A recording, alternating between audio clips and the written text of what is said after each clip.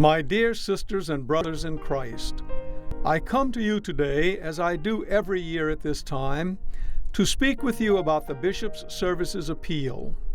Throughout the year, I have occasion to be with so many of you at masses, confirmations, school visitations, and many other commemorative and social occasions. But it is only once a year, through this means, that I can speak with you about the very important works I do every day to serve you, with the help of our priests and so many others who dispense charitable, educational, spiritual, and pastoral works to you, your children, neighbors, and friends. We do this with all good intentions and with the goal of bringing souls to Christ. Some years I approach you with testimonials from people who have been served through an office, ministry, program, or event funded by the Bishop's Services Appeal. Sometimes I speak about the number of lives touched, which ranges in the hundreds of thousands annually, and sometimes about the multitude of services offered to you. This year, I come to you in the context of your priests. It is only right that I do so in this blessed year of the Holy Father, Pope Benedict XVI, has proclaimed the Year of the Priest. In his letter to 408,000 priests worldwide, he quoted St. John Vianney, the patron saint of priests, who said, "The priesthood is the love of the heart of Jesus." The Holy Father wrote, "This touching expression makes us reflect with heartfelt gratitude on the immense gift which priests represent for the Church and for humanity itself."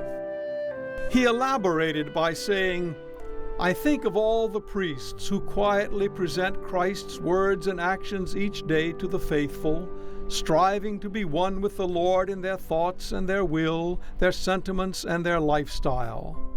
How can I not pay tribute to their apostolic labors, their tireless and hidden service, their universal charity?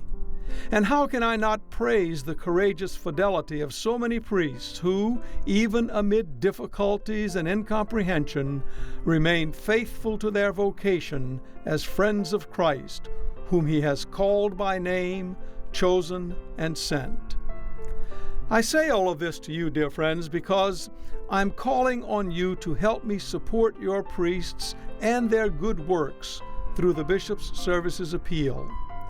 Help can be given through your time and talent to assist your pastor in reaching out to those in your parish most in need of God's love and mercy, and by supporting with your dollars the ongoing education, health, and welfare of these men who have dedicated their lives in service to the Catholic faithful.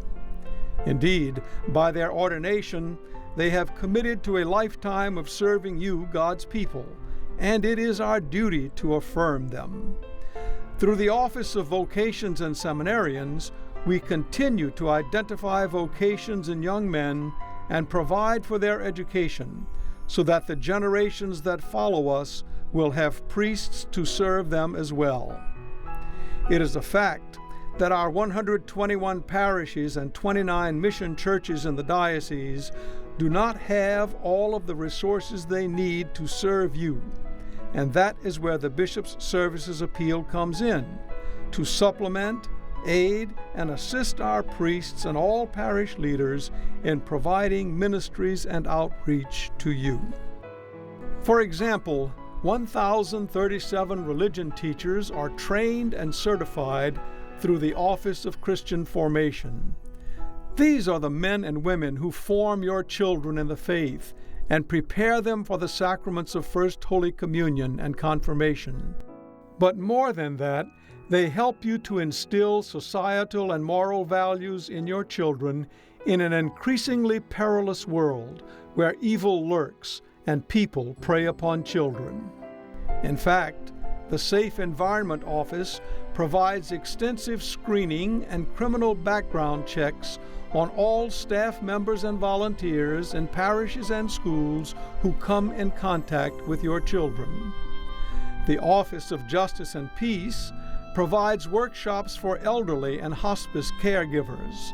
They provided education programs on Catholic social teachings to 5,000 people last year and facilitated programs for prisoners and the children of the imprisoned, all to help us live out gospel values.